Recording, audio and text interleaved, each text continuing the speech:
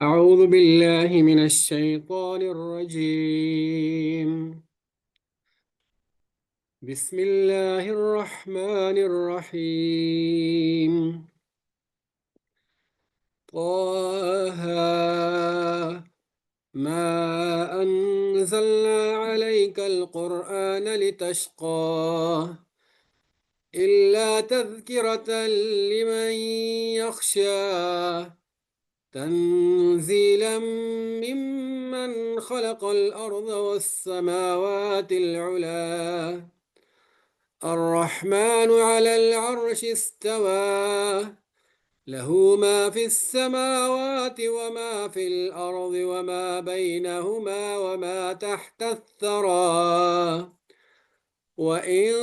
تجهر بالقول فإنه يعلم السر وأخفى الله لا إله إلا هو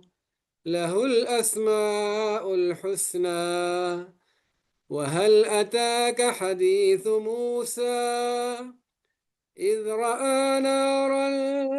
فقال لأهلهم كثوا إني آنست نارا لعلي آتيكم منها بقبس أو أجد على النار هدى فلما أتاها نودي يا موسى إني أنا ربك فاخلع عليك إنك بالوادي المقدس طوى وأنا اخترتك فاستمع لما يوحى إنني أنا الله لا إله إلا أنا فاعبدني وأقم الصلاة لذكري إن الساعة آتية أكاد أخفيها لتجزى كل نفس بما تسعى فلا يصدنك عنها من لا يؤمن بها واتبع هواه فتردى وما تلك بيمينك يا موسى قال هي عصاي أتوكأ عليها وأهش بها على غنمي ولي فيها مآرب أخرى قال ألقها يا موسى فألقاها فإذا هي حية تسعى قال خذها ولا تخف سنعيدها سيرتها الأولى صدق الله العظيم.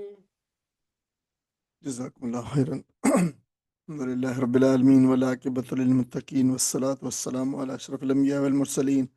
سیدنا محمد وعلی آلہ وصحبہ اجمعین اما بعد اعوذ باللہ من الشیطان الرجیم بسم اللہ الرحمن الرحیم۔ محترم عزیز بہنوں اور بھائیوں، ابھی آپ نے تلاوت سماعت فرمائی 20-21 آیات کی سورہ طٰہٰ کی۔ اللہ تعالیٰ کے فضل و کرم سے ہم نئی سورت کا مطالعے کا آغاز کرنے جا رہے ہیں۔ ابھی سورہ مریم ہم نے پچھلے سبق میں اس کا ختم کیا اور یہ سورہ طٰہٰ ہے۔ اس کا آپ کے اگر پچھلے پروگرام کے اندر آپ شامل تھے اور آپ نے اس کا اگر اعادہ کیا ہے، جو اسباق ہم نے جو ہے اپلوڈ کیے ہیں، تو اس میں آپ کو یاد ہوگا کہ ہم نے سورت کا جو تعارف ہے، ہم نے 4-5 سلائڈس کے اندر سورت کا تعارف شامل کیا تھا، تو وہ ہم نے پچھلے سبق ہی میں اس کو پڑھ لیا تھا۔ تاہم ایک بہت ہی اعادہ کے طور پہ ایک کوئک جو ہے وہ ریویو ہم اس کا کر لیتے ہیں۔ سورۃ طٰہٰ جو ہے اس کا نام طٰہٰ ہے، پہلے جو کلمہ ہے لفظ شروع ہو رہا ہے طٰہٰ، اس سے ہی اس کا آغاز ہوا ہے۔ اس کو سورہ کلیم بھی کہتے ہیں اس وجہ سے کہ یہ سورت بیشتر حصے پر، بڑے حصے پر جو ہے وہ تقریباً 90 آیات کے قریب، تو اس میں 135 میں سے حضرت موسیٰ علیہ السلام کے تذکرے میں کہ ان کا تذکرہ ہے، اور بہت طویل قصہ ہے حضرت موسیٰ علیہ السلام کا. حضرت موسیٰ علیہ السلام کی زندگی کی 3 سٹیجز ہیں. سورت جو ہے یہ اوسط درجے کی صورت ہے، 8 رکوع ہے، بہت طویل بھی نہیں ہے، طوال میں بھی نہیں ہے، لیکن یہ معین میں ہے جو 200 کے اندر اندر جن کی آیات تعداد کی آتی ہے. اور یہ اس کے زمانے نزول بھی سورہ مریم کے ساتھ تھا، یعنی 5-6 نبوی کے جو آس پاس کا دور تھا. نبی کریم صلی اللہ علیہ وسلم کے جو مکی دور تھا اس کے یہ جو زمانے نزول کا جو دوسرا حصہ ہے تو اس کے اندر یہ جو ہے نازل ہوئی ہے. حضرت عمر کا جب انہوں نے اسلام قبول کیا، ان کا جو واقعہ پیش آتا ہے تو یہ صورت اس سے پہلے جو نازل ہو چکی تھی. اور ان کا یعنی حضرت عمر رضی اللہ تعالیٰ عنہ کا قبول اسلام کا واقعہ اس صورت کے ساتھ جو ہے وہ جڑا ہوا ہے. اور اس کا مرکزی مضمون تو جو ہے وہی ہے توحید. تمام جتنی بھی صورتیں ہیں مکی صورتیں ہیں، توحید ان کا ایک لازمی جز ہے نبی کریم صلی اللہ علیہ وسلم کی دعوت کا. اور اس میں پھر انبیاء علیہ السلام کی دعوت کو جو ہے نمایاں کیا گیا ہے. اور چونکہ نبی کریم صلی اللہ علیہ وسلم کی رسالت، آپ کی دعوت اور آپ کی جد و جہد کی بہت زیادہ مماثلت ہے حضرت موسیٰ علیہ السلام کی رسالت اور دعوت اور جد و جہد سے. تو یہاں پہ بڑا تفصیل سے ان کا یہ قصہ بیان کیا گیا ہے تاکہ نبی کریم صلی اللہ علیہ وسلم کو بھی اور آپ کے ساتھیوں کو بھی تسلی ہو، تشفی ہو، اور ان کو ایک قسم کی ترغیب بھی ہو کہ اپنے دور کے جو فرعون ہیں ان کے خلاف انتہائی صبر سے اور استقامت سے اور اللہ پہ توکل کرتے ہوئے جو ہے دعوت کا کام جو ہے کیے جائیں. سورت کے مضامین جو ہے مختلف مضامین ہیں. ایک تو نبوت کے بارے میں کہ نبوت اسی طرح ہی کوئی بڑے خصوصی تقاریب کے ساتھ اس کا اعلان نہیں کیا جاتا، ایسے ہی سر راہ جیسے موسیٰ علیہ السلام کو عطا کر دی گئی اسی طرح کر دی جاتی ہے. نبی کریم صلی اللہ علیہ وسلم کو بھی اسی طرح اچانک دے دی گئی. اور یہ پھر پیغام آپ صلی اللہ علیہ وسلم کا پیغام وہی پیغام ہے جو اس سے پہلے موسیٰ علیہ السلام لے کے آئے تھے. اور جو موسیٰ علیہ السلام کے خلاف جو حربے استعمال کیے گئے تھے، آج وہی حربے جو ہے وہ قریش مکہ، کفار مکہ آپ صلی اللہ علیہ وسلم کے خلاف استعمال کر رہے ہیں، لیکن ان کا انجام بھی وہی ہوگا جو موسیٰ علیہ السلام کے مخالفین فرعون اور آل فرعون کا ہوا. تو جادوگروں کی مثال پہ بہت ایک بڑی واضح جو ہے وہ مثال بیان کی گئی ہے اور سبق دیا گیا ہے کہ جو لوگ حق واضح ہو جانے کے بعد حق کو قبول کر لیتے ہیں تو پھر وہ کسی چیز سے پھر جو ہے وہ پیچھے نہیں ہٹتے، گھبراتے نہیں ہیں. اور پھر بنی اسرائیل کی تاریخ سے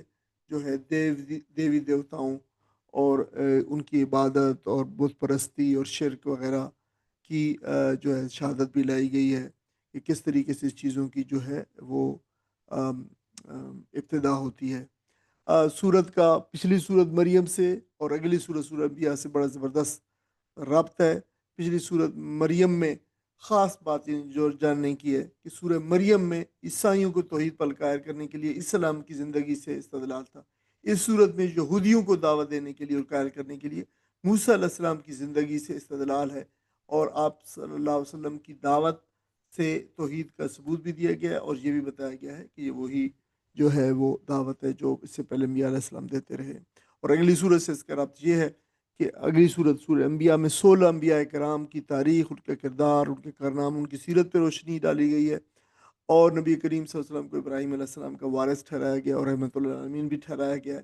تو اس طریقے سے ایک جو ہے وہ دعوت، تاریخ دعوت کے حوالے سے بھی ایک گہرا ربط جو ہے موجود ہے. اس صورت کے الفاظ میں بھی ایک بڑا دلاویز صوتی ترنم ہے. پچھلی صورت مریم کی طرح نہایت نرم دل اور دل نشیں اور تازگی سے بھرپور ہے. فواصل میں الف مکسورہ کا استعمال بہت کیا گیا. آپ دیکھیں گے کہ جو الف مکسورہ ہے، الف مکسورہ اس الف کو کہتے ہیں جو یا کی صورت میں لکھی جاتی ہے، لیکن عربی اور اردو میں یا کا ایک فرق ہوتا ہے کہ عربی میں یا کے نیچے 2 نقطے ڈالے جاتے ہیں، اور اگر 2 نقطے نہ ڈالے جائیں تو پھر اس کو الف مکسورہ کی صورت میں پڑھا جاتا ہے. تو جو ہے وہ سے الف مکسورہ کیا جاتا ہے. اگرچہ اردو میں بھی کہیں کہیں اس کا جو ہے استعمال موجود ہے. ہم بہت سارے الفاظ ایسے لکھتے ہیں جیسے آخر میں ان کے کسی لفظ کے آخر میں یا ہوتا ہے، لیکن اس کو ہم جو ہے وہ الف ہی پڑھتے ہیں، تو یہ اس کے ایک بڑا صوتیہ ہنگ جو ہے اس سے پیدا ہوتا ہے اس کے اندر۔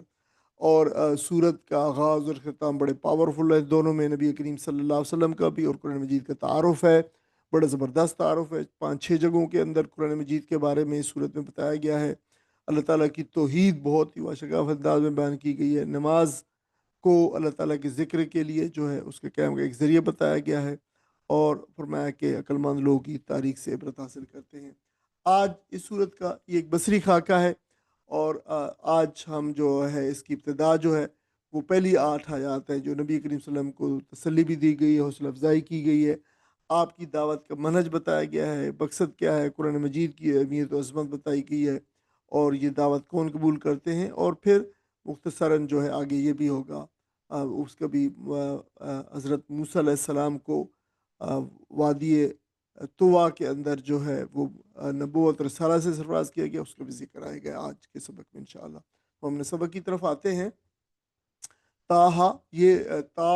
الگ، تا کو الگ پڑھنا ہے اور ہا کو الگ پڑھنا ہے، یہ الگ الگ اسی طرح لکھے جاتے ہیں، یہ ایبریویٹڈ لیٹر ہیں۔ لوگوں نے اس کی جو ہے بہت سارے معنی بیان کیے ہیں، لیکن در حقیقت کوئی بھی معنی جو ایسے نہیں ہیں جن کے بارے میں کہا جا سکے کہ یہ حتمی ہے، اس لیے کہ یہ نبی کریم صلی اللہ علیہ وسلم اس کے معنی نہیں بیان فرمائے،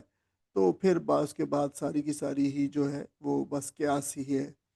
ما انزلنا، ما نہیں، نہیں ما دو ہو سکتے ہیں، نہیں کا بھی، نافیہ کا بھی، اور سوالیہ بھی ہو سکتا، استفہامیہ بھی۔ تو عام طور پر یہ جو کنٹیکس ہوتا ہے یہ بتا دیتا ہے کہ یہ ما سوالیہ ہے یا ما نفی والا ہے۔ ما انزلنا، نہیں نازل کیا، یعنی دوسرا ترجمہ یہ بھی ہو سکتا ہے کیا نازل کیا، لیکن ظاہر ہے آگے جو کنٹیکس جو ہے معنی بتا رہا ہے کہ یہ کیا والا نہیں ہے بلکہ نہیں والا ہے۔ ما انزلنا، نون الف نا، ہم نے نہیں، ہم نے نازل کیا، علیکا، علیہ اللہ اور کا ہے آپ پر، القرآن، ہم نے آپ پر قرآن نازل نہیں کیا، لتشقا، یعنی یہ کوئی مکمل سٹیٹمنٹ نہیں ہے، ما انزلنا علیک القرآن مگر علیک القرآن، یعنی ہم نے آپ پر نازل قرآن نہیں کیا، بلکہ اس کے ساتھ جڑی ہوئی بات ہے آگے ہے، کس لیے، لمز علی کے لیے، تشقا کہ آپ جو ہے مشقت میں پڑ جائیں۔ یہ شقا، جو شقی ہے، یشقا، پہلا جو فارم ورب کی پہلی حالت ہوتی ہے، ٹرائی لٹرل، یا جس کو سلافی مجرد کہتے ہیں، شقی یشقا، شقاوت، مشقت میں پڑھنا یا مصیبت میں پڑھنا، اس سے بہت سارے اردو میں الفاظ نکلے ہوئے ہیں، اسی سے مشق بھی ہوتا ہے، اسی سے شقی بھی ہوتا ہے، اسی سے جو ہے وہ شک ہونا، یعنی جو ٹوٹنا، درار پڑنا، وہ سارے کے سارے جو ہے اسے، تو شکیہ کا مطلب ہوتا ہے مشقت میں پڑھنا، مصیبت میں پڑھنا۔ ہم نے آپ کو اس لیے قرآن نازل نہیں کیا کہ آپ مشقت میں پڑ جائیں، یعنی آپ وسلم کو فرمایا الا، مگر تذکرتاً، یہ تو ایک تذکرہ ہے، نصیحت ہے، یہ تو ایک نصیحت کرنے کے لیے یہ نصیحت ہے، بس جو ہے اس کا مطلب ہے کہ ایک نصیحت، اس سے جو چاہے پھر نصیحت حاصل کرے، اس کا یہ مطلب ہے۔ پھر تذکرہ یاد دہانی کے لیے جو ہے وہ چیز جو انسان کی نیچر میں، سرشت میں، یا اس کی سوچ میں، اس کی روح میں بیڈڈ ہے، لیکن انسان بھول گیا ہے، تو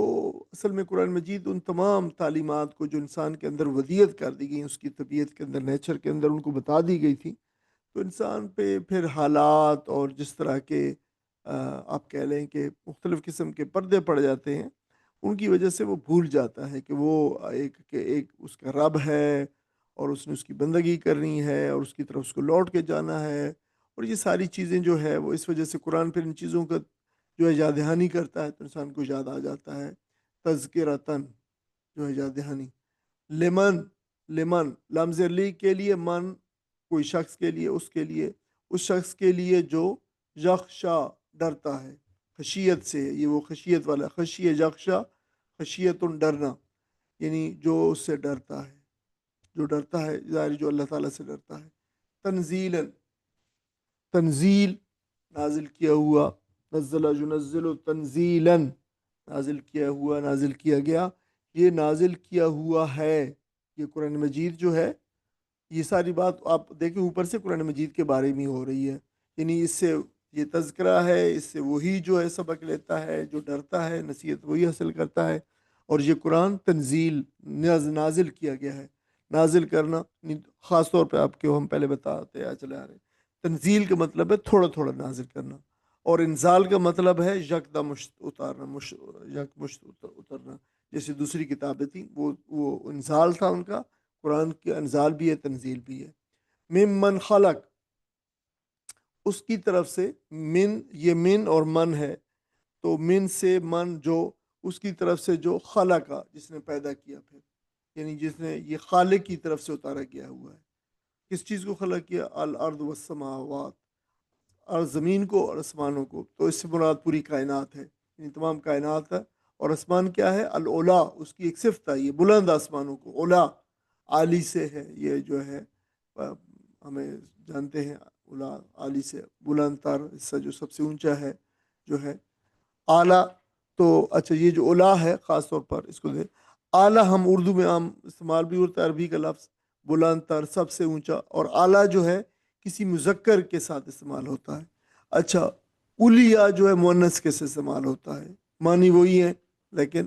اعلیٰ مذکر کے ساتھ، اولیا مؤنث کے ساتھ۔ اب اولیا کی جو جمع ہے وہ اولا ہے، اونچے اور بلند، اونچے اور بلند آسمانوں کو جو ہے وہ پیدا کیا۔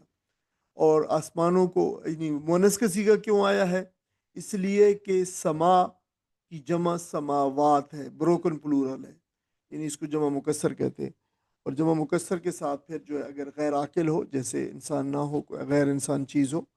غیر عاقل، تو پھر اس کے ساتھ مؤنث کا صیغہ ہمیشہ جمع مؤنث کا صیغہ آتا ہے ہمیشہ، چاہے واحد ہی ہو تو پھر اس کے ساتھ مؤنث کا صیغہ ہی آئے گا۔ الرحمن، وہ رحمان ہے جو العرش، عرش کے اوپر استوا ہوا، جو متمکن ہوا، جو جس نے قرار پکڑا، جو بیٹھا، جو قائم ہوا، یہ سارے معنی جو ہو سکتے ہیں۔ یہ سارے معنی اس لیے کرتے ہیں کہ اللہ تعالیٰ کو وہ کیسے متمکن ہوا، وہ کیسے بیٹھا، وہ کیسے قائم ہوا، وہ کیسے استوا اس نے قائم کیا عرش کے اوپر، یہ ساری چیزیں کہ انسان کی سوچ سے، فہم سے، کمپریہنجن سے باہر ہیں۔ اس لیے ہم پھر جو ہے بس ان میں سے جو بھی الفاظ انسان جس طریقے سے اس کو بہتر طور پہ پرسیو کر سکے وہ لام استعمال کرتے ہیں۔ وہ متمکن ہوا عرش پر، بس یہ ہم اور اس کے بارے میں اس کی کوئی تفصیل نہیں بتائی جا سکتی، اور اس کی کوئی تفصیل سمجھ میں نہیں آ سکتی، اس لیے کہ ہمارے پاس صرف 5 حواس ہیں جن کی ذریعے سے چیزوں کو ہم کمپریہنڈ کرتے ہیں۔ تو اللہ تعالیٰ جو ہے وہ جہتوں سے اور ان حواس سے اور کہیں ماورا ذات ہے، اس کے متمکن ہونے اور اس کے پکڑنے اور اس کے جو ہے کرسی پہ بیٹھنے اور اس کا عرش اور ساری چیزیں جو ہے یہ ساری کی ساری وہ ہیں جو انسانی سوچ اور فہم سے ماورا ہیں۔ ان دنیا کے میں جو بھی انسان کو معیارات عطا کیے گئے ہیں، جو بتائے گئے ہیں، ان کی مدد سے کسی اور دنیا، دوسری دنیایں جو ہیں ان کی چیزوں کو ماپا اور کو سمجھا نہیں جا سکتا۔ لہو، اسی کے لیے، ما فی السماوات، جو آسمانوں میں، جو آسمانوں میں وہ اسی کا ہے، سب کچھ اسی کا ہے، وہ ما فی الارض، جو زمینوں میں، جیسے میں پہلے کہتا ہوں سماوات فی الارض کا جو ہے زمین اور آسمان ترجمہ کیا جاتا ہے، لیکن یہ دراصل it کمپرائزز consist of the whole universe, کہ یہ پوری یونیورس کے جو ہے کائنات کا کے معنوں کے اندر یہ استعمال ہوتا ہے۔ وما بینہما، اور جو ان کے درمیان میں ہے، یعنی صرف یہ نہیں بلکہ جو کچھ بھی ہے، نتھنگ لیفٹ، اللہ تعالیٰ کی اپنی ذات کے سوا ہر چیز جو وہ ہے وہ اس نے اس کو جو ہے وہ پیدا کیا ہے۔ وما تحت الثری، اور وہ بھی وما تحت، آپ کو پتہ ہے تحت ہم اردو میں جو ہے وہ تحت لفظ استعمال کرتے ہیں، بہت سارے لفظ تحت کے معنی نیچے ہوتا ہے جو ہے، ٹھیک ہے۔ ماہ تحت، ماہ تحت جو ہے ہوتا ہے سب آرڈینیٹ جس کو کہتے ہیں، ماں جو تحت نیچے، جو نیچے ہے، یعنی یہ خالصتاً عربی اصطلاح ہے جو اردو میں استعمال ہوتی ہے، ما تحت، تو یہ وہی والی ہے۔ الثرا، سرا کا مطلب ہوتا ہے گیلی مٹی، گیلی مٹی نیچے والی جو زمین میں ہوتی ہے، تو یہ اس کا اپنا ورب بھی ہوتا ہے اس کے لیے، تا را اور یا، ثرا یسرو سرن، مٹی کا نم ہونا اور تر ہونا، پھر اس سے الثرا جو ہے نمدار مٹی یا نرم مٹی یا گیلی مٹی، اور پھر جو ہے زمین کی جو نچلی سطح ہے، جو نیچے والی ہے، گہرائی کے لیے جو گہرائی میں سے نکلنے والی مٹی ہے، اس کے لیے بھی سرا استعمال ہوتا ہے۔ پھر اس سے تشبیہات اردو میں بھی عربی میں بھی، مثلا اردو میں تشبیہ استعمال ہوتا ہے سرا میں ملنا، یعنی خاک میں ملنا، تو اس سے مطلب ہوتا ہے موت سے ملنا یا موت کا آ جانا یا فنا کا ایک قسم کا کنایا کے طور پہ استعمال ہوتا ہے، یعنی تشبیہ کے طور پہ استعمال ہوتا ہے، اور عربی میں بھی استعمال ہوتی ہے اسی طرح موت، خاک، پستی، فنا، یہ سب کے لیے مطلب یہ ہے کہ زمین کی نیچے کی مٹی، تو وہ زمین کے نیچے کی مٹی سے جو ہے وہ انسان جب وہاں چلا جاتا ہے تو مراد قبر اور موت اور یہ ساری چیزیں جو ہیں اور عربی میں استعمال بھی ہوتا ہے من الثرى الی الثریا، ثرا نیچے پاتال کی مٹی اور ثریا آسمانوں کے اوپر جو جھرمٹ ہے، جو ہے وہ کنسٹلیشن ہے، تو وہ اس سے مراد اونچائی ہے اور بلندی ہے، یعنی مٹی سے لے کر زمین کے پاتال سے لے کر آسمانوں کی بلندی تک یہ ایک مثال بھی دی جاتی ہے۔ کوئی ساتھی ان کا ترجمہ پڑھ لے رہے ہیں آپ کا؟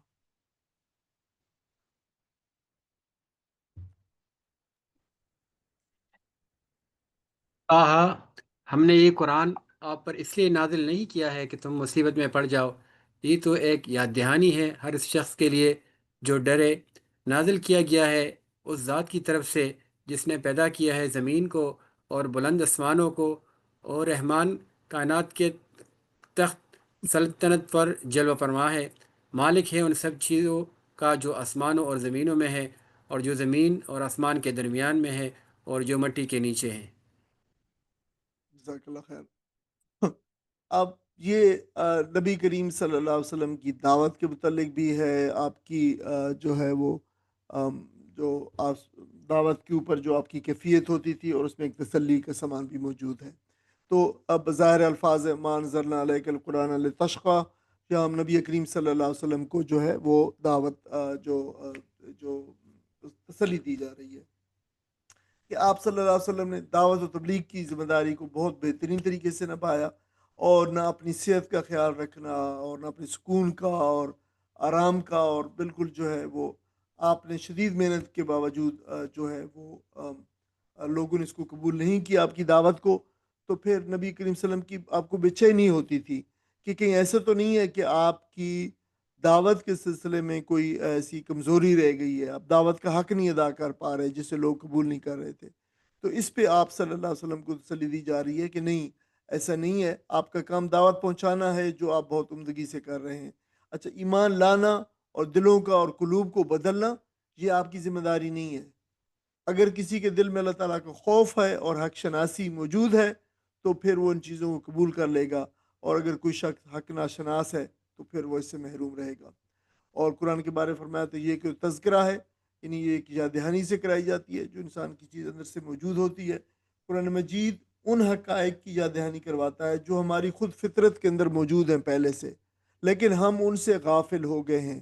حالات کی وجہ سے یا اپنی طبیعت کی وجہ سے یا سستی کی وجہ سے یا ماحول کی وجہ سے۔ تو ان حقائق کی یاد دہانی کے لیے قرآن جو مختلف قسم کے دلائل استعمال کرتا ہے، اور وہ دلائل بھی وہ دیتا ہے جو ہماری فطرت سے مانوس ہے، ہم جس سے مانوس ہوتے ہیں۔ کبھی آفاق سے دلائل لے کے آتا ہے، یونیورس سے کہ یہ دیکھو اور وہ دیکھو اور ان پہ غور کرو، اور پھر جو ہے اللہ تعالیٰ کی معرفت، اللہ تعالیٰ کو پہچانو۔ اور کبھی اپنے نفس کے اندر سے دلائل جو دیتا ہے کہ یہ ظاہر ہے وہ بھی چیزیں ایسی ہیں کہ اب اگر کسی کو کہا جائے کہ دیکھو یہ دل ہے جو تمہارا اس کے اوپر کوئی کنٹرول نہیں ہے، یہ جو ہے اللہ تعالیٰ کے اس کے کہنے پہ، اور اس نے اس کو بنایا ہے اس طرح، اور اس کے حکم سے یہ چلتا جا رہا ہے، اور تم اس کو روکنا بھی چاہو تو نہیں روک سکتے، اور جب اللہ تعالیٰ اس کو روکنا چاہے جب چاہے تو جب اس کو روک دے۔ تو یہ وہ ساری اس طرح کی دلائل جو نہ لے کے آتا ہے انفس کے اندر سے بھی۔ تو اور اس سے یہ بھی معلوم ہوتا ہے کہ نبی کریم صلی اللہ علیہ وسلم کو مذکر، تذکیر کرنے والا، یاد دہانی کرنے والا کی حیثیت سے آپ کی تعارف کروایا گیا ہے، اور دوسری جگہ پہ قرآن میں مجید فرمایا ہے کہ آپ کو مسیطر، یعنی دروغہ بنا کر نہیں بھیجا گیا، لوگوں کے اوپر کوئی جو ہے ڈنڈا لے کر کہ آپ لازمی طور پر تم جو ہے ایمان قبول کرو، یہ نہیں بنا کر بھیجا گیا، بلکہ آپ لوگوں کو حقائق کی یاد دہانی کے لیے اور دعوت دینے کے لیے تشریف لائے ہیں۔ اور جو لوگ بھی پھر جو ہے جن کی فطرت سلیم ہے تو پھر وہ اس دعوت کو جو ہے قبول کر لیتے ہیں، لیکن جو ہے وہ جو اس سے ظاہر ہے دوسری چیزوں کے اندر، دنیا کے اندر اور دنیا کی مرغوبات کے اندر پھنس کے رہ گئے ہیں، تو پھر ان کی توجہ جو ہے اس طرف نہیں جاتی، اور وہ پھر اسی دنیا کی مرغوبات کے اندر ہی جو ہے نا پھنسے رہتے ہیں۔ وَإِن تَجْهَرْ وَإِن اور اگر تجہر جو ہے بلند کریں، آپ بلند کریں بالقول بات کو، اگر آپ بلند کریں بات کو، یعنی بات کو اپنی زور سے کہیں، تجہر وہی جہرا ہے، آپ کو پتہ ہے جہری نمازیں وہ نمازیں جو جن میں تلاوت زور سے کی جاتی ہے، تو بلند جہرا کا مطلب ہوتا ہے بلند آواز سے کھلے بندوں بات کرنا۔ فَإِنَّهُ يَعْلَمُ فَإِنَّهُ يَعْلَمُ تو وہ پھر اس کو وہ بے شک جانتا ہے، فَإِنَّهُ پس إِنَّهُ بے شک ہو اس کو وہ یعلم جانتا ہے، اس کو وہ جانتا ہے۔ اگر آپ بلند سے آواز سے بات کریں تو بھی اللہ تعالیٰ جانتا ہے۔ یعلم السر و اخفا اور پوشیدہ اور پوشیدہ و اخفا، پوشیدہ کو بھی جانتا ہے، یعلم السر اور اس کو جو ہے سر جو ہے یعنی پوشیدہ، سر کا مطلب ہے جو ہے وہ جو چیز چھپی ہوتی ہے، اسرار اسی سے ہے، اس کو بھی جانتا ہے۔ وہ اخفا اور مخفی بات کو تو اور زیادہ جانتا ہے۔ مخفی یہ جو اخفا ہے یہ خفی ان سے جو ہے افضل التفضیل ہے، سپرلیٹو ڈگری کا صیغہ ہے افضل التفضیل۔ سر کا مطلب ہے چھپی بات، پوشیدہ راز کی بات، بھید کی بات۔ اخفا کا مطلب ہے خفا ان سے جو ہے وہ خفا کا مطلب ہوتا ہے خفیہ چھپی بات، اس سے پھر اخفا زیادہ مخفی، یعنی جو زیادہ مخفی ہے، اور پوشیدہ اور جو بات ہے اور زیادہ مخفی جو بات ہے ان کو بھی جو اللہ تعالیٰ جانتا ہے۔ اچھا یہ اخفا جو لکھنے میں یہ بالکل ایسے ہی ایک اور لفظ بھی سے ملتا جلتا ہے، باب افعال جو فورتھ فارم آف دا ورب ہوتی ہے اس کا ماضی کا صیغہ بھی اخفا ایسے لکھا جاتا ہے، لیکن یہاں پہ ظاہر ہے اس کا وہ مقام محل نہیں ہے، بلکہ یہ افضل التفضیل سپرلیٹو ڈگری ہے۔ اللہ لا الہ الا ہو، اللہ ہے وہ، لا الہ اس کے سوا کوئی معبود نہیں، الا مگر ہوا مگر وہی ہے، وہ یعنی وہی ہے۔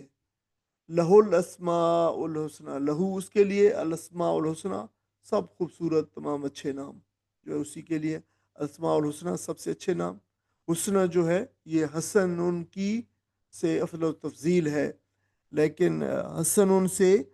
مذکر کا جو افضل التفضیل ہوتا ہے وہ احسن ہوتا ہے، اور مؤنث کا جو افضل التفضیل ہے وہ حسنہ ہے، اس وجہ سے۔ اور یہاں بھی آپ دیکھیں کہ یہ مؤنث کا کیوں لفظ یعنی مؤنث حسنہ کیوں آیا ہے، اس وجہ سے کہ اسماء نام، ٹھیک ہے، یہ اسم کی جمع ہے، تو یہ بھی اسماء بھی بروکن پلورل ہوا، تو بروکن پلورل اگر غیر عاقل ہو تو پھر اس کے لیے بھی مؤنث کا صیغہ آتا ہے، اس لیے الاسماء احسن نہیں آیا بلکہ الاسماء الحسنہ آیا ہے مؤنث کا صیغہ، یعنی یہ اگر آپ کو یاد رکھ سکیں تو ٹھیک ہے ورنہ ضروری نہیں ہے۔ وہ حال عطا کا اور کیا عطا عطا کا، عطا ایک لفظ ہے، آیا کا آپ کے پاس کیا آیا ہے آپ کے پاس یا کیا آئی ہے آپ کے پاس، حال استفہامیہ ہوتا ہے یعنی سوال کے لیے، لیکن یہاں پہ یہ جو ہے چونکہ آگے جس طریقے سے بات جاری ہوگی آگے حضرت موسیٰ علیہ السلام کی، تو اس میں یہ اس کو استفہام تقریری کہتے ہیں، استفہام تقریری، وہ سوال جو ترغیب کے لیے یا شوق کے لیے یا دلچسپی کے لیے پوچھا جائے۔ تو اگر مثال کے طور پر ہم اپنی زبان میں کہیں کہ کیا آپ کو معلوم ہے یہ قصہ، اور پھر اس کے بعد آپ سارے کے سارا وہ قصہ بیان کر دیں، تو یہ سوال اس لیے نہیں پوچھا گیا تھا کہ آپ کو معلوم ہے کہ نہیں ہے، بلکہ اس لیے پوچھا گیا تھا کہ آپ اس پہ تھوڑی سی جو ہے وہ دلچسپی دکھائیں، اور یہ وہ دلچسپ واقعہ ہے جو میں بیان کرنے جا رہا ہوں، تو اس حوالے سے اس طریقے سے یہ جو حل آیا ہے۔ اچھا حدیث و موسیٰ، حدیث جو ہے بات کو کہتے ہیں، موسیٰ علیہ السلام کی بات۔ حدیث کے اور بھی معنی ہوتے ہیں بہت سارے جو ہوتے ہیں، مثال کے طور پر حدیث قول کے لیے بات، گفتگو، خبر، قصہ، داستان، نئی بات، اور اسلامی شریعت کی اصطلاح میں نبی کریم صلی اللہ علیہ وسلم کا قول اور فعل یا آپ کی تقریر جو آپ نے جو ہے جس چیز کو انڈورس کیا ہے، یہ ساری حدیث کے زمرے میں آتی ہے، لیکن یہ لغوی معنی حدیث کے۔ اذ رآ نارن، اذ جب رآ دیکھا، نارن آگ کو، جب اس نے دیکھا آگ کو، کس نے دیکھا؟ موسیٰ علیہ السلام کی بات آ رہی، جب انہوں نے دیکھی، اذ رآ جب انہوں نے دیکھا، نارن آگ کو دیکھا، رآ جرا رویتن دیکھنے کے معنی میں آتا۔ فقالا تو کہا، پس کہا، لأہلہ اپنے گھر والوں سے، موسیٰ علیہ السلام کے ساتھ گھر والے تھے، یہ آپ کو پتہ ہے موسیٰ علیہ السلام کی شادی مدین میں حضرت شعیب کی بیٹی سے ہوئی تھی.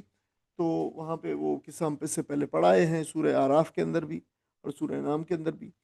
تو جو ہے وہ واپس آ رہے تھے مدین سے مصر. اب واپس آ رہے. آپ کو پتہ ہے مدین کیوں گئے تھے آپ؟ مدین اس لیے گئے تھے کہ وہاں پہ ان سے نبوت کے زمانے سے پہلے ایک شخص میں قتل ہو گیا تھا، مکہ مارا تو وہ شخص مر گیا. اور پھر جو ہے وہ فرعون نے جو ہے وہ ان کے درباریوں نے جو ہے وہ یا پھر جو بھی وہ تھے اس وقت جو ایڈمنسٹریشن تھی شہر کی، انہوں نے پھر آپ کو پکڑنے کے لیے کوشش کی. تو آپ پھر مدین چلے گئے وہاں سے. آپ واپس آ رہے ہیں 10 سال کے بعد. تو انہوں نے کہا امفکو ہمفکو. یہ مکسا جم کو سو مقصد جو ہوتا ہے جو مطلب ہے انسان ٹھہرنا. تم ٹھہرو. اس سے پہلے یہ لفظ جو ہے اس کو ہم 3-4 مرتبہ پڑھے. مشہور جگہ وہ تھی غالباً سورہ رات کے اندر تھی. وَأَمَّا مَا يَنْفَعُ النَّاسُ فَيَمْكُثُ فِي الْأَرْضِ. جو لوگوں کے لیے جو نافع ہوتا ہے کوئی چیز وہ دنیا میں ٹھہر جاتی ہے. وَأَمَّا مَا يَنْفَعُ النَّاسَ فَيَمْكُثُ فِي الْأَرْضِ. وہ زمین میں ٹھہر. یہ قسم کا پروورب بھی استعمال ہوتی ہے جو ہے قرآن مجید کی یہ آیت اور یہ اصطلاح. انی بے شک میں آنستو میں جو ہے میں نے دیکھا ہے، مجھے محسوس ہوا ہے. نارن آگ. مجھے محسوس ہوئی ہے یا میں نے دیکھی ہے شاید آگ ہے. جو یہ انستو جو ہے یہ وہی لفظ ہے جس سے انسان نکلا ہے. الف نون سین انسا. تو اس سے جو ہے وہ فورتھ فارم باب افعال جو ہے وہ آنسا ہے. آنسا یونسو اناسن محسوس کرنا، دکھائی دینا. مجھے دکھائی دی ہے آگ. لعلی آتیکم. لعلی دیکھو یہ لعلہ ہے اور پھر آگے چھوٹی یہ جو جس کا فرسٹ پرسن پروناؤن جو ہوتا ہے میں والا وہ لگا. یہ لعلی شاید. اللہ کا معنی شاید ہوتا ہے. آگے یا ہے میں تو اس کا مطلب ہوا کہ شاید کہ میں آتی کم لے آؤں تمہارے پاس. یعنی وہی کیا لے آؤں؟ ظاہر ہے آگ ہی لے آؤں. آگ کی بات ہو رہی ہے تو آگ ہی لے آؤں تمہارے پاس. آتا یا تیتیان آنا. یہ تو آتا جو ہے جس میں کہتا ہوں کہ آتا یہ لفظ کوئی ایسا قرآن کا پیج نہیں ہے شاید جس پہ یہ نہ ہوتے. اس کو ان چیزوں کو اچھی طرح ذہن نشی کر لینی چاہیے. منہا اس میں سے. کس میں سے؟ بے قبسن. قبس انگارے کو کہتے ہیں. انگارہ نہیں، خاص طور پر اگر کوئی لکڑی جل رہی ہو، ٹھیک ہے، اور لکڑی آپ نے اس کو اٹھایا ہوا، لکڑی کا ایک سرا پہ آگ لگی ہو یا شعلہ ہو جل رہا ہو تو وہ یا پھر اس کا اب کوئلہ بن گیا ہے، انگارہ بن گیا ہے تو اس وجہ سے اس کو پھر انگارہ کہیں گے. تو وہ اس میں سے میں لے آؤں کوئی انگارہ، جلتی لکڑی کا جو شعلہ ہوتا ہے. او اجدو یا پھر اجدو میں پاؤں. وجد اجد جو وجودن میں پانا. النار آگ کے اوپر. ہدن کوئی رہنمائی. یعنی شاید میں کوئی راستے کی رہنمائی پاؤں. ظاہر ہے راستہ میں آ رہے تھے، بہت طویل راستہ تھا یہ تو پتہ نہیں. اب ظاہر پرانے زمانوں میں اس طرح ہائی ویز اور کوئی نشان تو ہوتے نہیں تھے. ظاہر ہے یہ پہاڑی علاقے تھے، پہاڑیوں میں سے وہ آ رہے تھے اور ریت بھی ایک طرف تھی، ساتھ دوسری طرف پہاڑی سلسلہ تھا. تو ظاہر اس پہ جو ہے وہ اب کوئی راستے بنے نہیں ہوتے تھے تو شاید میں کوئی ہدایت پاؤں یا رہنمائی پاؤں کہ کیا ہم صحیح راستے پہ جا رہے ہیں. یہ والی جو ہے نا بات ہے. تو ان آیات کا کوئی ساتھی ترجمہ پڑھ دیں.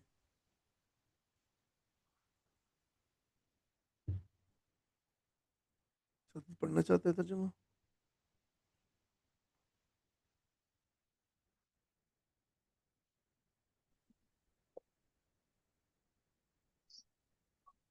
تم چاہے اپنی بات پکار کر کہو، وہ تو چپکے سے کہی ہوئی بات بلکہ اس سے مخفی تر بات بھی جانتا ہے. وہ اللہ ہے، اس کے سوا کوئی خدا نہیں، اس کے لیے بہترین نام ہے. اور تمہیں کچھ موسیٰ کی خبر بھی پہنچی ہے جبکہ اس نے ایک آگ دیکھی اور اپنے گھر والوں سے کہا کہ ذرا ٹھہرو، میں نے ایک آگ دیکھی ہے، شاید کہ تمہارے لیے ایک آگ انگارہ لے آؤں یا اس آگ سے رہنمائی مل جائے. تو اس آگ سے کوئی رہنمائی مل جائے. جزاک اللہ خیر. اب دیکھیں یہ پہلے تو اللہ تعالیٰ کی جو جو علم ہے اس کے بارے میں، اللہ تعالیٰ کے علم کے بارے میں، اس کی وسعت کے بارے میں بتایا جا رہا ہے کہ تم آواز، انسان کوئی بھی انسان بلند آواز سے بات کرے یا مطلب سرگوشی میں کرے، چھپ کے کوئی عمل کرے یا جو ہے وہ واضح طور پر کرے، حتیٰ کہ انسان کے دلوں کے اندر بھی جو بالکل ابھی خیالات جو ہے وہ بالکل پری میچور خیالات ابھر رہے ہوتے ہیں، وہ بھی اگر ہوں تو اللہ تعالیٰ کی ذات تو ان سے بھی واقف ہے. تو یہ بات جو ہے بتائی گئی کہ انسان کے ذہن میں یہ بات رہنی چاہیے، اور وہ ان کی اعلانیہ باتوں کے ساتھ ساتھ ان خیالات سے بھی واقف ہوتا ہے جو بھی دماغ کے اندر بھی نہیں ہے، یعنی دماغ سے بھی، دماغ میں پہنچے بھی نہیں ہیں، تحت شعور کے اندر ہیں وہ، لیکن ابھی جو ہے وہ ان کو بھی اللہ تعالیٰ جو ہے وہ جانتا ہے. تو نبی کریم صلی اللہ علیہ وسلم کو ایک قسم کی تسلی دی گئی ہے کہ یہ جو مخالفین سازشیں کر رہے ہیں، مشکلات اور آپ برداشت کیے جا رہے ہیں، اللہ تعالیٰ ان سب سے باخبر ہے. آپ کی دعائیں اور مناجات اللہ تعالیٰ اور آپ کی دل کی باتیں اللہ تعالیٰ کے علم میں ہیں، اور اگر کسی دعا کا جواب میں تاخیر ہو رہی ہے تو وہ اس وجہ سے نہیں ہو رہی کہ اللہ تعالیٰ اسے بے خبر ہے، بلکہ وہ اللہ تعالیٰ کی حکمت اور مصلحت پہ جو ہے وہ مبنی چیزیں ہوتی ہیں. اللہ تعالیٰ ہر وقت آپ کے ساتھ ہے، اللہ تعالیٰ ہر وقت آپ کو اپنی نگاہ میں رکھی ہوئی ہے اور وہ آپ کو دیکھتا ہے. تو یہ بہت بڑی تسلی کے الفاظ تھے نبی کریم صلی اللہ علیہ وسلم کے لیے. بڑے دعوت کا کام مشکل کام ہوتا ہے، اور بے انتہا اس راستے کے اندر مشکلات آتی ہیں، اور بڑے بڑے دنیا کے انسان جو اللہ تعالیٰ نے جن کو اس کام کے لیے پسند کیا ہے،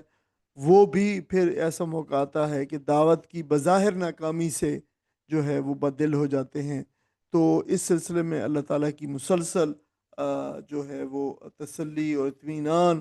اور اللہ تعالیٰ کی رحمت جو ہے وہ بہت ضروری ہے. اور ہم دیکھتے ہیں کہ ہر کوئی ایسی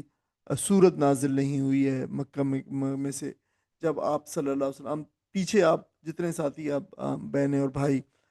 جو ہے آپ ساتھ ہیں قرآن کے مطالعے کے اندر، آپ دیکھ رہے ہیں کہ ہر صورت کے اندر نبی کریم صلی اللہ علیہ وسلم کو تسلی اور تشفی دی جا رہی ہے، آپ کے ساتھیوں کو دی جا رہی ہے. تو یہ بھی اس کا ایک حصہ ہے. تو اللہ تعالیٰ کی چند صفات کا ذکر کرنے کے بعد جو ہے واضح کیا گیا ہے کہ اللہ تعالیٰ کی ذات کے جو ہے وہ جتنے خوبصورت نام ہیں، اللہ تعالیٰ جن صفات کے جس طرح خوبصورت صفات کا مالک ہے، اسی طرح اللہ تعالیٰ کے سب خوبصورت نام بھی جو ہے وہ اسی اللہ تعالیٰ کے ہیں. اللہ تعالیٰ نے اپنی خالقیت اور رحمانیت اور علم اور حکمیت کا ذکر فرمایا ہے، لیکن اس کی صفات ان چند جن کے جہاں پہ ذکر ہوئے صفات تک محدود نہیں ہے. یہ صفات شرک کے رد میں اور نبی کریم صلی اللہ علیہ وسلم کو تسلی دینے کے لیے یہاں پہ بیان ہوئی ہیں، اور اس بات پر بھی زور دیا گیا ہے کہ نبی کریم صلی اللہ علیہ وسلم کی صفات اللہ تعالیٰ کی صفات کے سائے میں اور حفاظت میں ہیں، اور ان صفات کا انعکاس آپ صلی اللہ علیہ وسلم کی ذات مبارک پر مسلسل ہوتا رہتا ہے. حضرت موسیٰ علیہ السلام کی سرگزشت کی ایک خاص اہمیت ہے، اور وہ کیا ہے آپ کو ضرور دیکھنا چاہیے کہ دیکھیں بنیادی چیز نبی کریم صلی اللہ علیہ وسلم کی دعوت ہے. مکہ کے اندر لوگوں کو اسلام کی دعوت ہے، اس میں بہت مشکلات ہیں، لوگ مان کے نہیں دے رہے ہیں، اور نبی کریم صلی اللہ علیہ وسلم اس طریقے سے اپنے آپ کو شاید جو ہے وہ بہت آپ محسوس کرتے ہیں کہ دیکھیں کہیں پہ میری طرف سے تو کوئی کمی نہیں رہ گئی ہے، اور یہ اس پہ آپ کو پھر تسلی دی جا رہی ہے. اور دیکھیں پھر ایک جو ہے وہ تاریخ سے ایک ایسی مماثلت لے کے لائی جا رہی ہے جو نبی کریم صلی اللہ علیہ وسلم کی دعوت سے اور آپ کے حالات سے ملتی جلتی ہے. کہ دیکھیں اس سے پہلے بھی ایک رسول گزرے ہیں موسیٰ علیہ السلام، آپ ان کی جو ہے وہ سرگزشت کو ذرا جان لیں کہ ان کی سرگزشت کیا ہے. تو ان کی سرگزشت کو بیان کرنے کا بھی یہی مقام ہے کہ حضرت آپ صلی اللہ علیہ وسلم اور ساتھیوں کو جو ہے تسلی دی جائے. یعنی بظاہر یہ محسوس ہوتا ہے کہ موسیٰ علیہ السلام کا اچانک یہاں پہ ذکر شروع ہو گیا. دیکھیں ابھی اس سے پچھلی آیت کے اندر تو کچھ بھی نہیں تھا، تو اچانک حالت حدیث موسیٰ جو ہے وہ شروع ہو گیا ہے. لیکن ایسا نہیں ہے، اہل کتاب اور عرب دونوں جو ہے موسیٰ علیہ السلام کو اللہ کے نبی مانتے تھے، اس لیے نبی کریم صلی اللہ علیہ وسلم کی نبوت پر اعتراض کے جواب میں موسیٰ علیہ السلام کی زندگی کا یہ حوالہ دیا گیا ہے. اور جو ہے وہ یہ وہی دعوت ہے جو موسیٰ علیہ السلام پیش کر رہے تھے. نبی صلی اللہ علیہ وسلم بھی انہی حالات وہی دعوت دیں. آپ کی مخالفت اور آپ کے حالات اور چیلنجز بھی اسی طرح کے تھے جس طریقے سے نبی کریم صلی اللہ علیہ وسلم گزرے اور اس سے پہلے موسیٰ علیہ السلام گزرے. تو بنی اسرائیل نے قدم قدم پر جو ٹھوکریں کھائیں، تو اللہ تعالیٰ نے ان کی اصلاح و تربیت کے لیے جو ہدایات دیں وہ اس امت کے لیے درس عبرت ہے۔ یہاں پہ یہ بات جو ہے نا ایک نمبر بتائی گئی ہے۔ یوں اس سرگزشت کی بہت خاص اہمیت ہے کہ دیکھیں جو موسیٰ علیہ السلام کے لوگوں نے موسیٰ علیہ السلام کے ساتھ کیا ہے، اس سے جو ہے یہ لوگ سبق پکڑے، تو وہ باتیں بتائی گئی ہیں۔ تو اس کہانی کا آغاز اس وقت سے ہوا ہے جب دشمنوں کی سازش کے باعث مصر چھوڑ کر اب مدین چلے گئے، اور مدین میں اللہ تعالیٰ نے صحرا کے اندر ہی بالکل تنہا، اور آپ کے پاس کوئی چیز بھی نہیں تھی، آپ کے پاس کوئی احساسہ نہیں تھا سوائے اپنی ذات کے، اور آپ کے اوپر جسم کے اوپر جو کپڑے پہنے ہوئے تھے، تو وہاں سے اللہ تعالیٰ نے آپ کی مدد فرمائی۔ اور آپ کو یاد ہوگا کہ انہوں نے جو دعا مانگی تھی، اللہ جو تو میری جھولی میں ڈال دے، میں اس کا فقیر اور محتاج ہوں، جو ہے وہ مجھے، تو اللہ تعالیٰ نے انہیں پھر جائے پناہ عطا فرمائی، وہیں پہ ان کی شادی ہوئی، اور تمام غم دور ہو گئے۔ پھر 8-10 سال کے بعد وہ اپنی بیوی بچوں کے ساتھ مصر واپس جا رہے تھے، تو وادی طور کے پاس غالباً آپ جو ہے یا تو راستہ بھٹک گئے، یا پھر آپ پہاڑ کی طرف جو ہے وہ چلے گئے، نسبتاً پہاڑ کے قریب چلے گئے۔ یہ پہاڑ کے ساتھ ساتھ جو ہے راستہ جاتا تھا، سمندر بھی تھا ساتھ، بحر کلزم بھی۔ تو یہ جو ہے وہ وہاں پہ گئے تو ان کو پھر آگ نظر آئی، ایک شعلہ نظر آیا ایک طرف سے، اور یہ مطلب اس کی تفصیلات بھی ہیں، موسیٰ علیہ السلام کہا جاتا ہے، یہ صرف انہیں کو نظر آیا، ان کے گھر والوں کو نظر نہیں آیا۔ تو گھر والوں سے کہا، سخت ٹھنڈی رات تھی اور جو ہے وہ اندھیرا تھا، اب آگ نظر آئی تو یقینی طور پر انہیں سوچا کہ پرانے زمانے میں لوگ ایسا کرتے بھی تھے، اونچی جگہ پہ آگ جلا دیتے تھے تاکہ گزرنے والے اور یہ اسے وہاں پہ راستہ معلوم انہیں ہو۔ تو پھر جو ہے وہ جیسے لائٹ ہاؤس ہوتے تھے، تو پھر جو ہے وہاں پہ انہوں نے دیکھا کہ شاید یہاں پہ کوئی لوگ ہوں گے، تو میں وہاں سے جو ہے جاتا ہوں، کچھ آگ لے کے آتا ہوں تاکہ سردی بھی دور ہو سکے، اور پھر اپنے سفر، اپنے راستے کے بارے میں بھی کچھ معلومات جو ہے میں وہ لے سکوں۔ اب دیکھیں یہ وہ جو ہے وہ راستہ ہے، اگرچہ آپ جس وقت مصر سے جو ہے مدین آئے تو آپ ایک دوسرے راستے سے آئے تھے، وہ بالکل مڈل آف دا ڈیزرٹ کے اندر جو ہے نا، وہ آپ یہاں سے مڈل آف دا ڈیزرٹ یہاں سے آئے تھے۔ لیکن جب آپ جو ہے وہ جب آپ واپس گئے مصر کی طرف، تو پھر جو خلیج عقبہ کی جو ایک بہت لمبی شاخ جو ہے وہ صحرا سینہ کے اندر چلی جاتی ہے، اس کے بالکل کنارے کنارے پہ آئے تھے۔ تو یہاں پہ کچھ نہ کچھ غالباً آبادیاں بھی ہوں گی، کچھ لوگ بھی ہوں گے، انسانی آبادی بھی ہوگی۔ تو پھر جو ہے وہ اس طریقے سے آئے، تو پھر جب وہ جو ہے وہ طور کے پہاڑ پہ کے قریب جو ہے وہ پہنچے، تو وہاں پہ پھر آپ کو جو ہے وہ آگ نظر آئی۔ آپ دیکھ سکتے ہیں کہ یہ جو ہے طور کا مقام ہے، اور جہاں پہ حضرت موسیٰ علیہ السلام کو جو ہے وہ آواز آئی، اور یہ واقعہ جہاں پہ یہیں پہ آپ کو بتایا گیا کہ جو ہے آپ کو رسول بنایا گیا ہے، اور آپ کو جو پھر جو ہے وہ آگے بہرحال جو تفصیل آ رہی ہے وہ آگے آ رہی ہے، ہم پڑھیں گے انشاءاللہ۔ اور میں فلما، پھر جب آتا انا ہا، اس کے پاس، جب آپ آئے اس کے پاس، جب آئے یعنی آپ آگ کے پاس آئے، وہاں پہ پہنچے جہاں پہ نظر آتا۔ دیکھیے یہ جو لمحہ لفظ ہوتا ہے،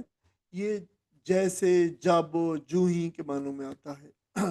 اور یہ ٹائم کو ظاہر کرتا ہے، یہ ظاہر جو ہے یہ ظرف زمان ہے، ٹائم کو متعلق ہوتا ہے، جب، پھر، اس وقت، دیٹ ٹائم کے بارے میں جو ہے نا اس معنوں میں آتا ہے۔ نودی نون پیش نو، ہم، آگے ہے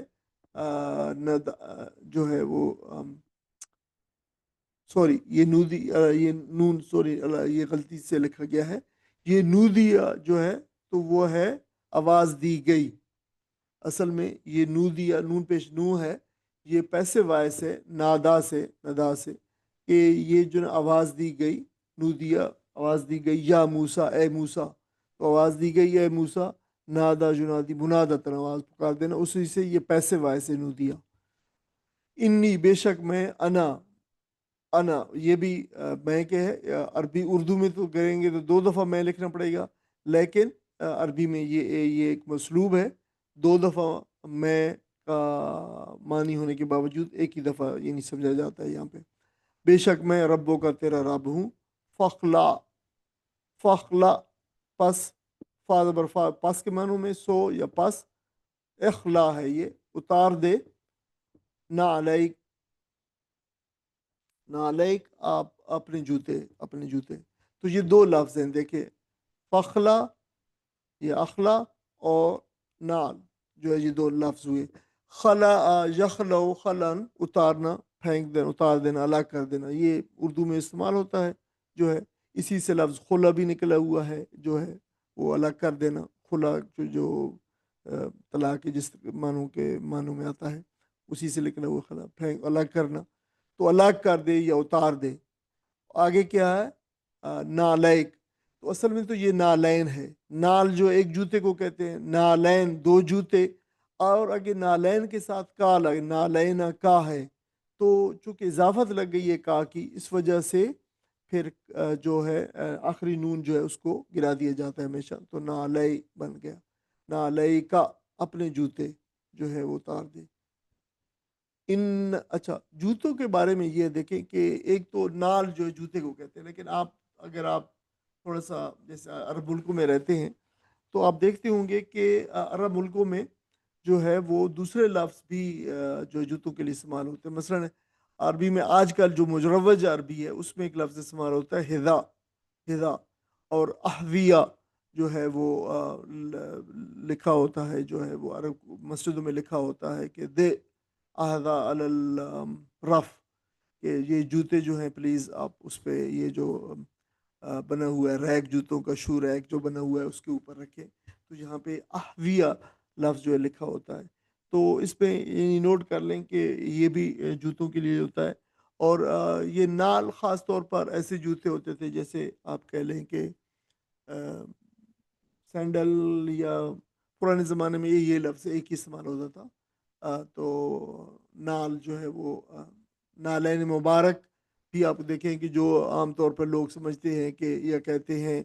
کہ نبی کریم صلی اللہ علیہ وسلم کا جوتا ہے، تو اس کو وہ دیکھیں آپ، اس کو نالین مبارک کہا جاتا ہے. تو اسی وجہ سے نالین جوتے کے معنوں کے اندر استعمال ہوتا ہے. ان کا بے شک تو، یا بے شک حضرت موسیٰ علیہ السلام کا بالواد المقدس سے توا، بالواد میں یا تو ہے، بالواد وادی، واد جو ہے وادی کا مخفف ہے، مقدس سے توا، توا کی مقدس وادی میں. یہ مقدس اردو میں مقدس ہی ہے، توا وادی کا نام ہے. تو بے شک تو مقدس وادی توا میں ہے. یعنی یہ جو بھی، اچھا یہ مقدس کیوں ہوئی ہے کہ ظاہر اللہ تعالیٰ کا وہاں پہ جلوہ ہوا. وہ انا، اور میں نے، اختر تو کا، وانا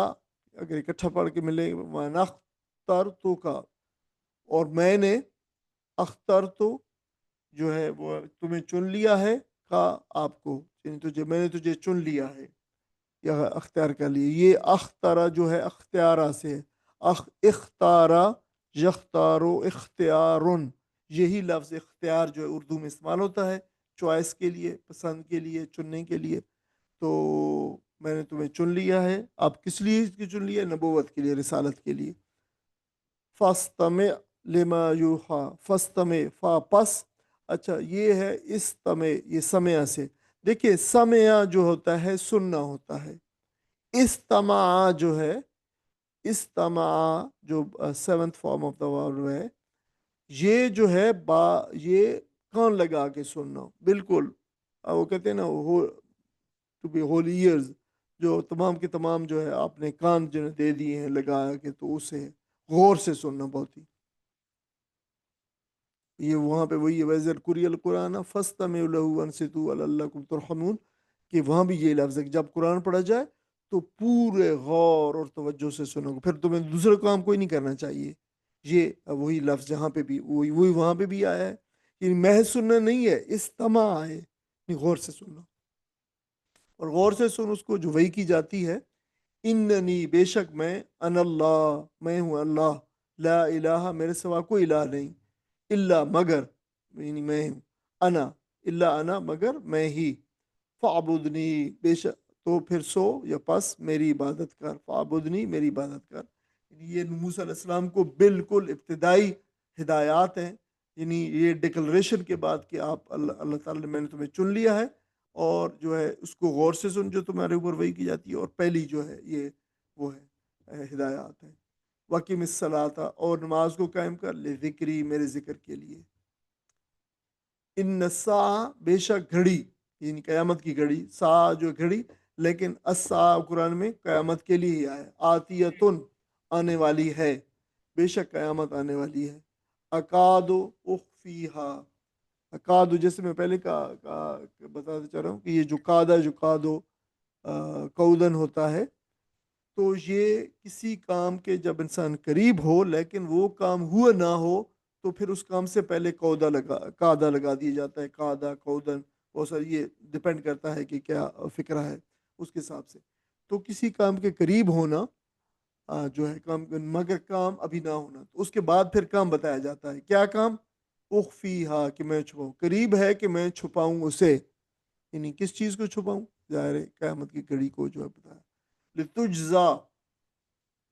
تاکہ تجزا جزا دی جائے، کل نفس ہر نفس کو، ہر جان کو، تاکہ جزا دی جائے، بدلہ دیا جائے ہر جان کو، بما تسعی، وہ جو وہ کوشش کرتا ہے، کوشش کرتی ہے. اصل میں تسعی ہے، تائے تانیس ہے، تسعی میں تا جو ہے مونس کا ہے کیونکہ نفس کے سے پہلے آیا ہے، نفس جو مونس ہے. اردو میں نفس مذکر استعمال ہوتا ہے. بما تسعی، اس کا وہ جو کوشش کرتی ہے، ہر جان جو کوشش کرتی ہے اس کا اس کو دیا جائے بدلہ. فلا یصدن کا، فلا پس نہیں، یصدن صدا یصدو صدن جو ہے روکنا، پس نہ روکے کا آپ کو انہا اس سے، پس نہ روکے کوئی بھی، یعنی آپ کو کوئی شخص بھی آپ کو اس سے، کس چیز سے؟ من لا، جو نہیں ایمان رکھتا، جو میں نے بہا، وہ شخص خاص طور پر نہ روکے جو اس پہ ایمان نہیں رکھتا، یعنی آپ ان کی بات نہ کریں. وَاتَّبَعَ، اور اس نے پھر اتباع کی، ہواہو، اس نے پھر اپنی ہوا، یعنی اپنی خواہش کی پیروی کی. ہوا یہ اردو میں استعمال ہوتا ہے، ہوا و ہوس، اپنے خواہش کی جو ہے وہ پیروی، خواہش نفس کی. فتردا، پس ادروائز، یعنی اگر تم نے جو ہے، تمہیں کسی شخص کے کہنے پہ نہ چلو جو ایمان نہیں رکھتا اور اپنے خواہش نفس کی پیروی کرتا ہے، فتردا، ورنہ تو، پس تو، تردا، تم ہلاک ہو جاؤ گے، ورنہ تو تم پھر ہلاک ہو جاؤ گے. یعنی کسی ایسے شخص کی پیروی نہ کرو جو یہ اس پہ ایمان نہیں رکھتا اور اپنی خواہش کی پیروی کرتا ہے، ورنہ تم ہلاک ہو جاؤ. اچھا، یہ جو تردا ہے، یہ اس کو دیکھ، یہ را، دال اور یا، یہ اس کا مادہ ہے، اس سے نظر بھی آ رہا ہے، ٹھیک ہے، اس کا مادہ ہے. اس کے بعد ردیا یردا ردن، گہرے گڑے میں گرنا، اوپر سے نیچے گرنے کے معنوں میں آتا ہے، نیچے جا کر گرنا، تباہ ہو جانا، ہلاک ہو جانا. تو قرآن مجید میں جو ہے آیا وما یغنی عنہ مالہ اذا تردی، تو جب وہ گرے گا دوزخ کے گڑھے میں، وما یغنی عنہ مالہ، تو اس کا مال پھر کام نہ آئے گا، اذا تردی، جب وہ گڑھے میں گرے گا ہلاک. تو یہ ہم پہلے بھی اس کو پڑھائے تھے. اور اس سے ایک اور لفظ بھی آیا ہے جو آپ کو یاد ہوگا، جس میں حرام چیزیں بتائی گئی تھیں. تو ان حرام چیزوں میں ایک چیز بتائی گئی تھی، متردیتن، وہ جانور جو بلندی سے گر کر مر جائے، وہ متردیتن ہے، متردیہ ہے، وہ ہلاک شدہ ہے، بلندی سے گر پڑنے والا. اور وہ پھر ہم نے وہ جو ہے وہ ہم نے آیت پڑھی تھی سورہ یہ سورہ معاہدہ میں تھی، بالکل ابتدائی 3-4 آیات کے اندر، والموقوذۃ والمتردیۃ والنطیحۃ وما اکل السبع، یہ 6-7 چیزیں گنوائی دی گئیں کہ تم پر حرام کیا گیا ہے، مردار اور خون اور سور کا گوشت، اور وہ جانور جو اللہ کے نام کے علاوہ ذبح کیا جائے، اور جو گلا گھٹ کر مر جائے، اور جو چوٹ سے، جس کو چوٹ لگی ہو وہ مر جائے، یا پھر بلندی سے گر کر مر جائے. تو وہ یہ فتردا کا جو ہے وہ میں بتا رہا تھا. وہ کوئی ساتھی آیات کا ترجمہ پڑھ دیں. وہاں پہنچا تو پکارا گیا، اے موسیٰ، میں ہی تیرا رب ہوں، جوتیاں اتار دے، تو وادی مقدس طویٰ میں ہے، اور میں نے تجھ کو چن لیا ہے. سن، جو کچھ وہی کیا جاتا ہے، میں ہی اللہ ہوں، میرے سوا کوئی خدا نہیں ہے. بس تو میری بندگی کر اور میری یاد کے لیے نماز قائم کر. قیامت کی گھڑی ضرور آنے والی ہے، میں اس کا وقت مخفی رکھنا چاہتا ہوں تاکہ ہر متنفس اپنی صحیح کے مطابق بدلہ لے. بس کوئی ایسا شخص جو اس پر ایمان نہیں لاتا اور اپنی خواہش نفس کا بندہ بن گیا ہے، تجھ کو اس گھڑی کی فکر نہ روک رکھے، ورنہ تو ہلاکت میں پڑ جائے گا. جزاک اللہ خیر. اب دیکھیں جو موسیٰ علیہ السلام کا ذکر چل رہا ہے، انہوں نے آگ دیکھی، آگ کے قریب آپ پہنچے تو وہاں پہ جب پہنچے آگ کی جگہ پہ تو آواز آئی کہ موسیٰ میں تمہارا رب ہوں، اور تم تو آگ سمجھ کر جہاں آئے ہو لیکن یہ آگ نہیں ہے، میں تمہارا رب ہوں۔ بہرحال یہ ایک طویل جو ہے وہ حدیث پاک میں مسند احمد میں ہے کہ آپ وہاں پہ پہنچے تو آپ نے دیکھا، جی منظر دیکھا کہ ایک بڑی آگ ہے جو ایک درخت کو جو ہے بڑے ہرے بھرے درخت کو اس کے اوپر شعلے مار رہی ہے، لیکن عجیب طور پر درخت جل نہیں رہا، بلکہ درخت کی جو اپنا سبزہ ہے اور حسن اور تازگی ہے اور اس کی رونق میں زیادہ اضافہ ہو رہا ہے۔ تو آپ حیران ہوئے، یہ حیرت انگیز منظر دیکھ رہے تھے کہ کوئی چنگاری شاید نیچے گرے اور وہ اٹھا لیں، تو ایسا نہ ہوا، تو پھر انہوں نے گھاس کے تنکے اکٹھے جمع کرنا شروع کر دیے، اور تاکہ جو ہے وہ پھر آگ کے قریب لے جائیں اور اس کے آگ اس کو ان کو پکڑے اور وہ آگ کو جو حاصل کر سکیں۔ تو جب وہ آگ کے قریب گئے تو آگ اس سے پیچھے ہٹ گئی، اور دوسری روایت میں ہے کہ وہ جو ہے آگ ان کی طرف آ گئی، تو یہ گھبرا کے پیچھے ہٹے کہ یہ آگ حاصل کرنے والا مقصد تو پورا نہیں ہو رہا، اور اسی ابھی حیرت میں تھے کہ پھر آپ کو جو ہے وہ غیبی آواز آئی کہ موسیٰ میں تمہارا رب ہوں، اور جو ہے یہاں پہ یہ آگ نہیں ہے بلکہ یہ میں ہوں۔ تو جو ہے پہلی ہدایت ہوئی کہ جوتے اتار دو اپنے، یعنی جوتا اتار کا عرض ہونا صرف طہارت اور تواضع کے آداب میں سے، اور یہ بھی فرمایا کہ تم اس وقت طویٰ کی مقدس وادی میں ہو، جو جزیرہ نما سینا میں جو سینا پہاڑ تھا اس کے دامن میں جو ہے واقع تھی۔ تو ایک تو یہ آپ کو بتا، پھر جوتے کے ساتھ نماز کا چونکہ یہ مسئلہ ساتھ آ گیا ہے، اس واقعے سے پھر یہودیوں نے یہ مسئلہ شرعی مسئلہ بنا لیا کہ جوتے میں نماز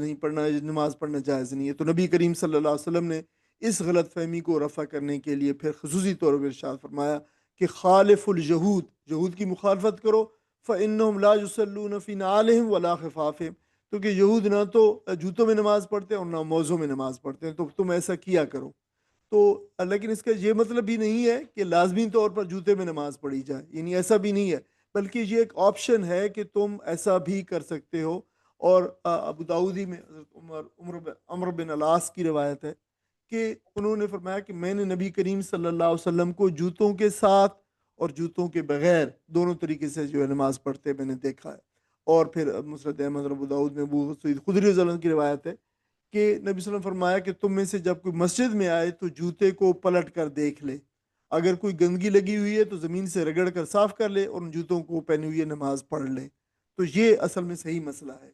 اب دیکھیں، یہ اس وقت کی بات ہے نبی کریم صلی اللہ علیہ وسلم جب مسجد نبوی میں کوئی دری چٹائی بھی نہیں تھی۔ آپ کو پتہ ہے کہ آپ صلی اللہ علیہ وسلم کے دور میں کنکریاں نیچے جو ہے جو فائن قسم کی بجری جو ہوتی ہے وہ بچھی ہوئی تھی، نیچے جو ہے وہ بھی نہیں تھی، کیا نام ہے،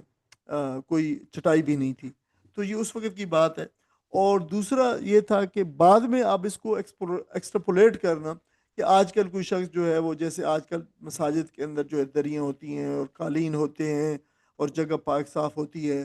تو وہاں پہ کوئی جوتے کے ساتھ اگر جو ہے باہر سے چلا جائے تو ظاہر ہے پھر یہ اس کی ایکسٹرپولیشن صحیح نہیں ہے۔ لیکن اگر کوئی شخص زمین میں اور گھاس میں اور ریت میں اور کہیں پہ باہر ہے تو بالکل جوتے کے ساتھ نماز پڑھنا بالکل جائز ہے، بلکہ جائز ہی نہیں ہے بلکہ کبھی کبھار پڑھ بھی لینی چاہیے، کیونکہ نبی کریم صلی اللہ علیہ وسلم کی اس سنت مبارکہ پر بھی جو ہے عمل ہو جائے تو کبھی کبھار ایسا ہونا چاہیے۔ اور اس میں ایک جو ہے وہ اور فقہی مسئلہ بھی بتاتا کروں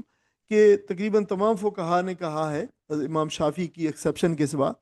کہ اگر جوتا آپ نے پہنا ہوا ہے اور زمین پہ آپ چلتے ہیں، مٹی ہے، ریت ہے اور یہ چیز ایسے چلتی ہے، گھاس ہے، تو پھر یہ جو ہے وہ نیچے سے جوتا خود بخود صاف جو ہے وہ ہو جائے گا اور وہ صاف ہے، انلیس کہ کوئی اس کے ساتھ الگ طور پہ گندگی کہیں پہ لگی ہے۔ اگر وہ گندگی لگی ہے تو آپ مزید چلیں، صاف کر دیں ریت کے ساتھ، مٹی کے ساتھ، تو وہ جو ہے وہ بھی پاک صاف ہو جائے گا۔ تو یوں جو ہے یہ مسئلہ اس کا جو ہے یوں مسئلہ ہے، اور جو ہے یہود جو ہے اس کو میں نہیں تھے، تو اچھا یہ نہیں پڑھتے یہود، اس کے ساتھ نماز نہیں پڑھتے، تو یہ نبی صلی اللہ علیہ وسلم نے کہ ہمارا ان کا یہ ایک مختلف ہی مسئلہ ہے۔ کسی جگہ کا مقدس ہونا بتایا گیا کہ مقدس، تو کوئی جگہ زمین کی از خود جو ہے مقدس نہیں ہوتی، تو یہ تمام کی تمام زمین اللہ تعالیٰ کی پیدا کردہ ہے۔ کوئی کسی خاص اللہ تعالیٰ کا کوئی فعل اور تجلی اور پیغام کسی چیز کی جگہ کے ساتھ وابستہ ہو تو اس نسبت سے وہ جگہ مقدس ہو جاتی ہے۔ جیسے جو ہے حرم پاک ہے، ٹھیک ہے، کعبہ ہے، تو کعبہ کو اللہ تعالیٰ نے خود مقدس ٹھہرایا ہے، یہ اللہ تعالیٰ کا گھر ہے، اللہ تعالیٰ نے اس کو، تو وہ اس لحاظ سے پھر مقدس ہے، ورنہ ساری کی ساری زمین جو ہے وہ اللہ تعالیٰ کی پیدا کرتا ہے۔ وعدے طوا کو تقدس اس لیے حاصل ہوا کہ اللہ تعالیٰ نے موسیٰ علیہ السلام سے جہاں براہ راست کلام کیا، انہیں رسالت عطا فرمائی، اور یہ عظیم روحانی واقعے کا ایک گواہ بن گیا ہے، تو اس زمین کو اس وجہ سے مقدس جو ہے کہا گیا۔ اسی اصول کے تحت کسی جگہ مقدس ہونا دراصل اس جگہ کی اللہ سے خصوصی نسبت اور وہاں پیش آنے والی روحانی واقعات کی بنیاد پہ ہے، نہ کہ مٹی کی وجہ سے یا جغرافی کی بنیاد پہ کوئی جگہ جو ہے وہ ہوتی ہے۔ اور بعض مفسرین نے یہ بھی کہا کہ وادی مقدس سے طوا کے جو لفظ آیا ہے، اس کا مطلب یہ ہے کہ وہ وادی جو ایک ساتھ کے لیے مقدس کر دی گئی، اور وہ اس ساتھ کے لیے مقدس کی گئی جو ہے وہ جب موسیٰ علیہ السلام وہاں پہ آئے اور آپ کو اللہ تعالیٰ نے وہاں پہ اپنا جلوہ فرمایا آگ کی صورت کے اندر، اور موسیٰ علیہ السلام کو جو ہے وہ رسالت دی گئی۔ اور اس بات کے اندر بھی وزن اگرچہ موجود ہے کیونکہ وہ اس وقت مقدس کی گئی، اور بعد میں ظاہر ہے وہ تقدس ان کی جو ہے وہ امت کے اندر یہ تقدس موجود نہیں تھا ایز اٹ از، کوئی کعبہ نہیں بنایا گیا اس کو، یا اللہ تعالیٰ کا جو ہے وہ نہیں بنایا گیا کہ اللہ تعالیٰ کی یہاں پہ کوئی رحمت جو ہے وہ ہمیشہ ہمیشہ کے لیے اس کے ساتھ وابستہ کر دی گئی، ایسی کوئی بات نہیں بتائی گئی، بلکہ وہ ایک وقتی طور پر اس کو جو ہے ایک مقدس کیا گیا۔ تو یہ بھی ممکن ہے ایک جو ہے انٹرپریٹیشن مفسرین نے بیان کی ہے۔ اور حضرت موسیٰ علیہ السلام کو دی جانے والی اولین تعلیم میں سے جو دی گئی ہیں ان باتوں میں جو بتائی گئی ہے نبوت کے بعد، تو پہلی بات بتائی ہے عقیدہ توحید، کہ دیکھیں یہ وہ مرکزی عقیدہ ہے کسی بھی دین کا، اور جب بھی کوئی جو ہے وہ انسان ان کی طرف اللہ تعالیٰ اپنا نبی اور رسول بھیجتا ہے تو سب سے پہلے وہ جو ہے وہ توحید کی تعلیم ہی دیتا ہے۔ اور توحید کے ساتھ چونکہ لوگوں کا شرک بھی وابستہ ہے، اللہ تعالیٰ کے ساتھ شریک بھی کرتے ہیں، اور اس وجہ سے ہر نبی نے سب سے پہلے شرک کے خلاف جہاد کیا ہے اور توحید کی دعوت دی ہے، اور موسیٰ علیہ السلام کو سب سے پہلے یہی دعوت دی گئی۔ دوسری ہدایت کی گئی کہ وہ صرف اللہ کی عبادت کرے، کیونکہ عبادت کا حق جو ہے اللہ تعالیٰ کے سوا کسی اور کو نہیں ہے۔ عبادت کا مطلب کیا ہے؟ خالص اطاعت، خالص بندگی اور وفاداری کا اظہار۔ یعنی یہ نہیں ہے کہ ہم اللہ اکبر کے زبان سے تسبیح اللہ کی کریں لیکن شریعت کسی اور کی مانیں، بات کسی اور کی مانیں، تو فرمایا یہ نہیں ہے، یہ شرک کے اندر شمار ہوگا کہ جو ہے مانے تو اللہ تعالیٰ کو، کہیں اللہ تعالیٰ کو تو بڑا ہے، لیکن عملاً زندگی کے اندر کسی اور کے قانون اور کسی اور کا قول اور کسی اور کے جو فرامین کی اطاعت کریں، تو یہ جو ہے یہ شرک جو ہے تصور ہوگا۔ تیسری بات فرمائی میرے ذکر کے لیے جو ہے نماز کو کہ وہ پڑھیں، تو نماز جو ہے وہ اس کے لیے اقامت کا لفظ استعمال ہوا ہے، جس میں اس کو مفہوم پایا جاتا ہے کہ اس کو قائم اور دائم یعنی کہ رکھنا ہے، اس کو قائم کرنا، اس کے نظام کو قائم کرنا ہے،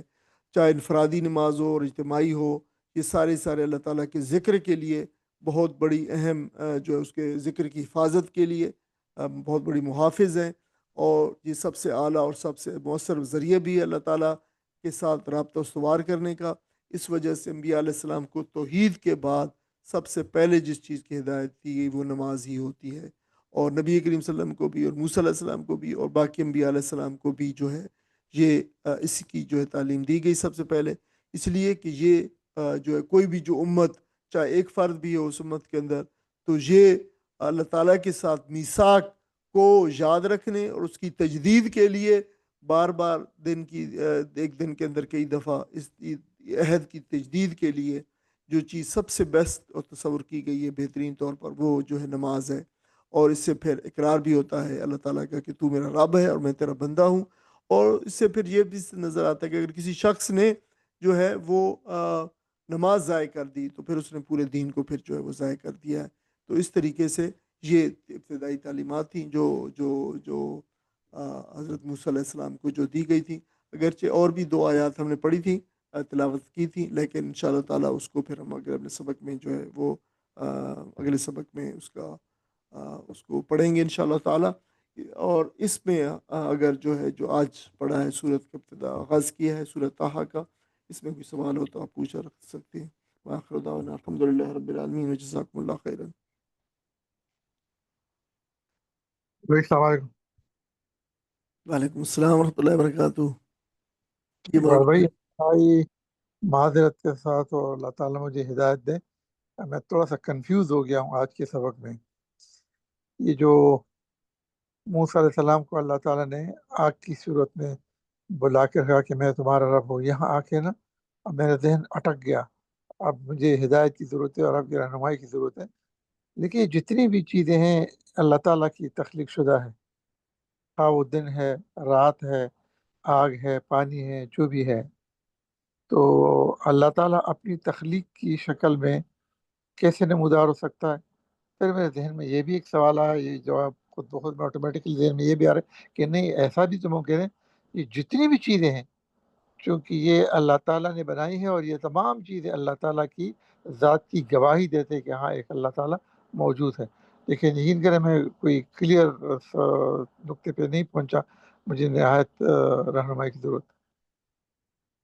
جزاک اللہ خیر. دیکھیے یہ جو واقعہ پیش آیا ہے اور یہ آگ والا، اور جس کا حدیث میں بھی تذکرہ آیا ہے، میں نے مختصراً وہ حدیث کا حوالہ بھی جو ہے وہ دے دیا، مسند احمد کی حدیث کا. تو یہ واقعہ اصل میں یہ وہ دیکھیں دو واقعے ہوئے. ایک طور پہ ایک اور تجلی ہوئی تھی